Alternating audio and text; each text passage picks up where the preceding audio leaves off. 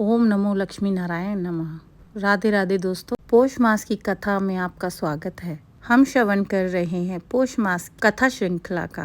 कृपया इस कथा में मेरे साथ अंत तक बने रहें। एक बार दुर्वासा ऋषि अपने शिष्यों के साथ द्वारका नगरी के पास से गुजर रहे थे।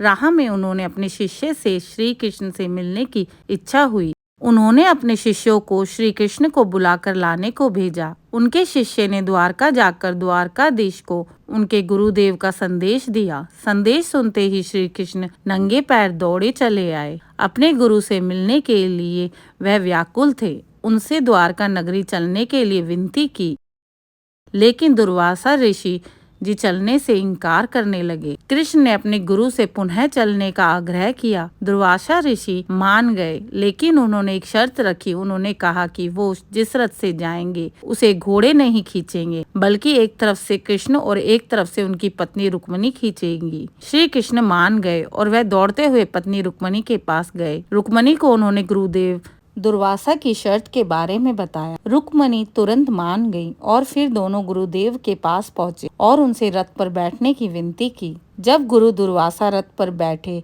तो वह अकेले नहीं बैठे, बल्कि उन्होंने अपने शिष्यों को भी रथ पर बैठने के लिए कहा। कृष्ण जी ने बात पर ध्यान नहीं दिया, क्योंकि वे जानते थे कि गुरुदेव उनकी परीक्षा ले रहे हैं। कृष्ण ने रुक्मणी को रथ खींचने का संकेत दिया और दोनों उस रथ को खींचते खींचते द्वारका तक ले जाने लगे। बीच रास्ते में रुक्मणी को प्यास लगी। श्री कृष्ण ने उन्हें थोड़ा धैर्य रखने को कहा। रुक्मणी नहीं मानी तो श्री कृष्ण ने अपने अंगूठे से जमीन पर मारकर पानी की धारा निकाल दी। रुक्मणी ने उससे पानी की प्यास बुझाई और वह कृष्ण जी से भी आग्रह करने लगी कि वो भी कुछ पानी पी लें।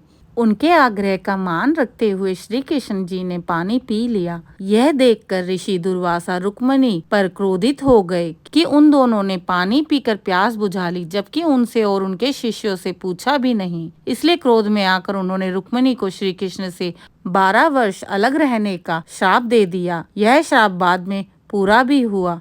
श्राप पाने के बावजूद श्री कृष्ण और रुक्मणी उन्हें खींचते हुए द्वारका लेकर गए। जब गुरुदेव दुर्वासा द्वारका पहुंचे तो कृष्ण जी ने उन्हें सम्मान पूर्वक सिंहासन पर बैठाया और उनका आदर सत्कार किया। भोजन में उन्होंने 56 भोग बनवाए, लेकिन जैसे ही वह व्यंजन गुरुदेव के पास पहुंचा, उन्होंने सारे व्यंजनों का तिरस्कार कर दिया।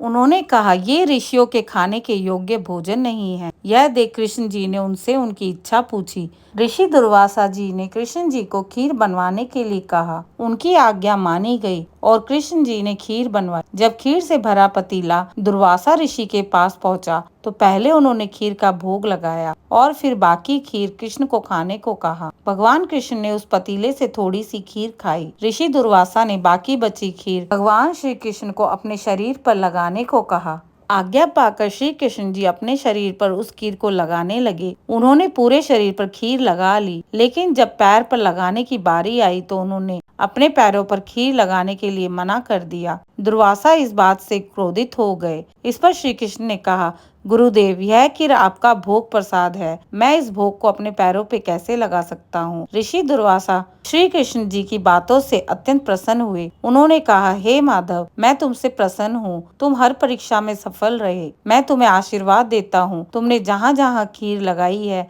तुम्हारे शरीर का वो सारा हिस्सा वज्र के समान हो जाएगा। ओम नमो भगवते वासुदेवाय नमः। अगर आपको मेरे द्वारा सुनाई गई कथा पसंद आई है तो मेरे चैनल को लाइक और सब्सक्राइब करना ना भूलें।